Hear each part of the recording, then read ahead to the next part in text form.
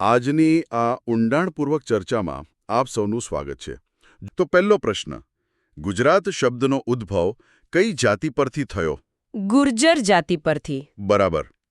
અને ગુજરાતમાં સૌપ્રથમ વસવાટ કરનાર લોકો કોણ હતા? દ્રવિડ જાતિના લોકો.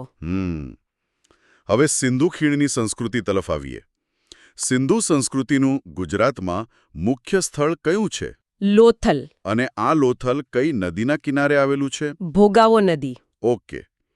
છેલ્લે ગુજરાતમાં આર્ય સંસ્કૃતિ ક્યારે આવી? ઈસવીસન પૂર્વે આશરે 1500ની આસપાસ. અરે વાહ. ચાલો આને થોડું સમજીએ. જુઓ, ભલે આપણે વધારે સમજાવતા નથી, પણ આ વિચારવું કેટલું અદ્ભુત છે ને. કઈ બાબત? એ જ કે ભોગાવો નદીના કિનારે આવેલું લોથલ એ સમયનું કેટલું મોટું વ્યાપારી કેન્દ્ર હશે. મતલબ માત્ર આ 5 પ્રશ્નોમાં આપણે દ્રવિડથી લઈને આર્ય સંસ્કૃતિ સુધીની સફર કરી લીધી. હા, એકદમ સાચી વાત છે. અને આ જ પ્રારંભિક સંસ્કૃતિઓના પાયા પરથી હવે ગુજરાત વિશાળ સામ્રાજ્યના યુગમાં પ્રવેશે છે. બરાબર છે. તો હવે એ સુવર્ણ યુગ અને મહાન શાસકોના પ્રશ્નો લઈએ. મૌર્ય વંશનો પ્રખ્યાત શાસક કોણ હતો? સમ્રાટ અશોક.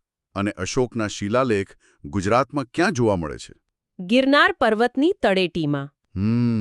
આગળ વધીએ. ગુર્જર પ્રતિહાર વંશના સ્થાપક કોણ હતા?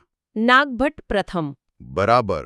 અને સોલંકી વંશનો સુવર્ણ યુગ કયા રાજાના સમયમાં હતો? સિદ્ધરાજ જયસિંહના સમયમાં. અરે વાહ. સ્થાપત્યની વાત કરીએ તો રાણી કી વાવ કયા શહેરમાં આવેલ છે? પાટણ શહેરમાં. અને આ અદ્ભુત રાણી કી વાવ કોણે બનાવડાવી હતી? રાણી ઉદયમતીએ.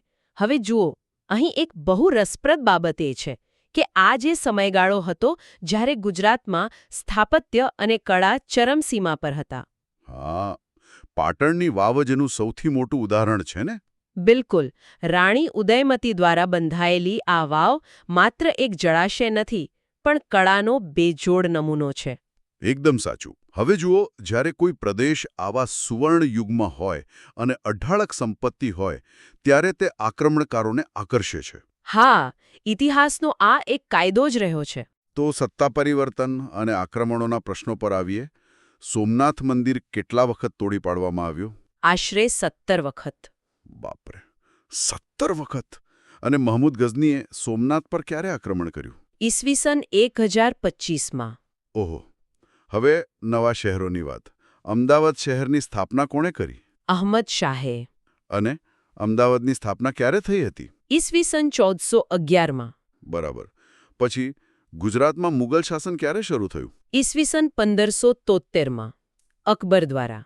અને મુગલો પછી મરાઠાઓએ ગુજરાતમાં ક્યારે શાસન સ્થાપ્યું? 18મી સદીની આસપાસ. છેલ્લો સવાલ આ વિભાગનો. બ્રિટિશ શાસન ગુજરાતમાં ક્યારે શરૂ થયું? ઈસવીસન 1818માં. શું વાત છે! જુઓ, અહીં ખૂબ જ રસપ્રદ વાત આવે છે. હા, કહો ને. મતલબ માત્ર આ થોડા જ પ્રશ્નોમાં આપણે સત્તાનું કેવું ભયંકર પરિવર્તન જોયું.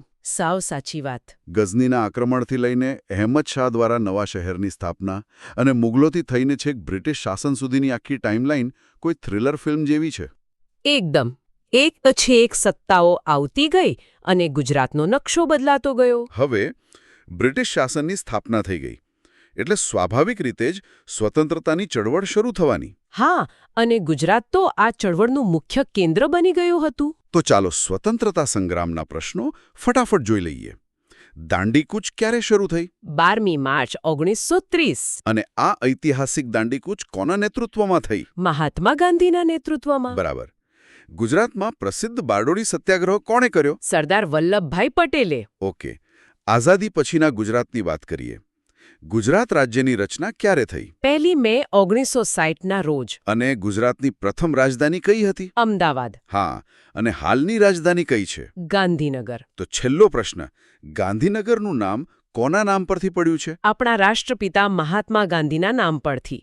હવે જો આપણે આ બધા જવાબોને મોટા ચિત્ર સાથે જોડીએ ને, હા, તો શું દેખાય છે? તો સ્પષ્ટ દેખાય છે કે ભારતની આઝાદીમાં ગુજરાતના મહાન નેતાઓ અને ચળવળોનો કેટલો મોટો ફાળો રહ્યો છે. સાવ સાચી વાત છે. અને આ બધા સંઘર્ષોમાંથી જ આપણા આધુનિક ગુજરાત રાજ્યનો જન્મ થયો. બરાબર. તો આ બધાનો અર્થ શું છે?